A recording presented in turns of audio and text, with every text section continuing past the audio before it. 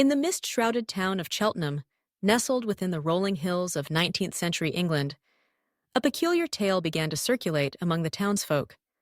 The air was thick with rumors, whispers carried on the wind, and stories told by candlelight in drawing rooms and public houses alike. It was a time when belief in the supernatural still clung to the edges of reason, and the line between the known and the unknown was blurred by shadow and superstition. The legend began, as so many do, with a single strange occurrence. It was the year 1882 when the family of Linton moved into a stately Georgian house on Pittville Circus Road, seeking the comforts and prestige of Cheltenham society. The house, with its high ceilings, ornate cornices, and sprawling gardens, seemed the epitome of Victorian respectability. Yet, almost as soon as the family settled in, unsettling events began to unfold. It started with soft footsteps echoing through empty corridors late at night, the rustle of skirts on the polished wood, and the faint scent of lavender where none had been used. Mrs. Linton, ever the rational matron, attributed these happenings to the quirks of an old house: drafty windows, settling beams, the scampering of nocturnal mice. But her daughters, sensitive and imaginative, felt the chill of dread each night as shadows lengthened and the house seemed to breathe with a life of its own. One evening, as the wind howled beyond the frosted panes and rain beat a relentless tattoo on the roof, the eldest daughter, Florence, found herself unable to sleep. Restless, she wandered the halls, her candle casting eerie shapes upon the walls. As she turned the corner by the grand staircase, she froze.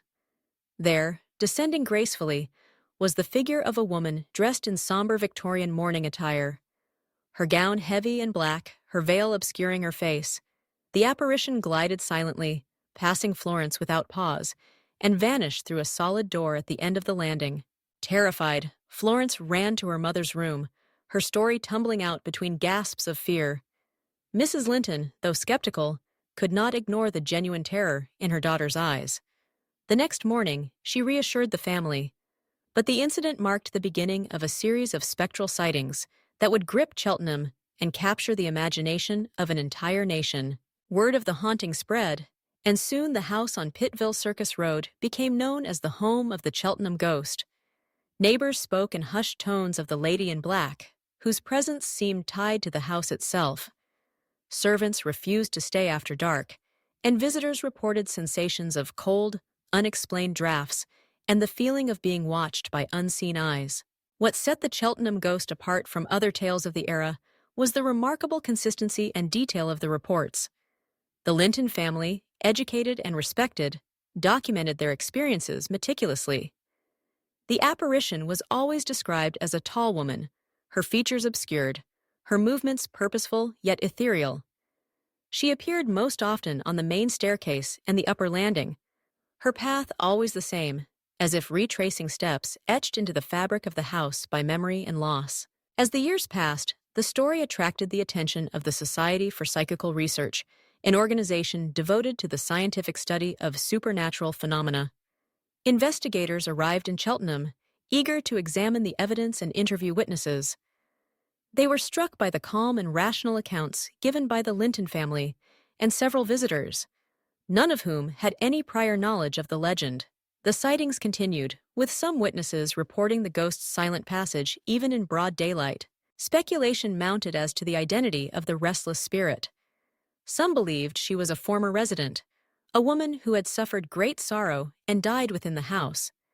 Others insisted she was a harbinger, a warning of some hidden tragedy.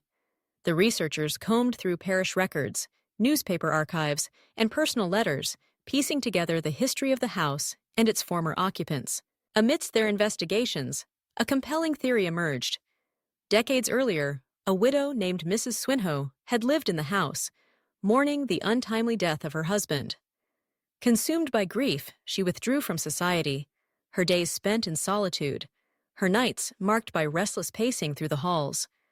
When she died, it was said that her sorrow lingered, imprinting itself upon the walls and floors, the very air of the house. Whether this explanation was truth or coincidence, it only deepened the mystery, adding a layer of poignancy to the legend. The Cheltenham Ghost became a sensation beyond the town itself, fueling Victorian England's fascination with the afterlife.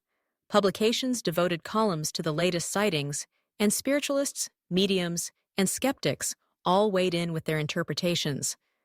For some, the ghost proved the existence of life beyond death, a comforting thought in an era when mortality was ever present. For others, it was a puzzle to be solved, a challenge to the emerging sciences of psychology and physics. As the century waned, the house passed to new owners, and the frequency of sightings diminished. Yet, the story never truly faded. The Cheltenham Ghost became a fixture of local lore, a shadow lingering at the edge of memory. Even today, those who walk the quiet streets of Pittville Circus Road after nightfall sometimes pause, glancing at the stately old house, half expecting to see the flicker of a black-veiled figure on the stairs. The tale of the Cheltenham Ghost endures not because of fear, but because it speaks to something deep within the human heart. The longing for connection, the weight of sorrow, and the enduring mystery of what lies beyond the veil. In the swirling mists of 19th century England, where science and superstition danced in uneasy partnership, the ghost of Cheltenham reminds us that some stories are too powerful to be confined by the boundaries of reason alone. As we reflect on the legend today, it serves as a window into a bygone era, a time when the unexplained was both feared and cherished, and when the shadows that crept along the corridors at night carried with them the echoes of love, loss, and the eternal search for understanding. Whether believer or skeptic, one cannot help but be drawn into the haunting beauty of the Cheltenham Ghost, a story that lingers, like the faint scent of lavender, long after the candle has been snuffed and the last footsteps have faded into silence.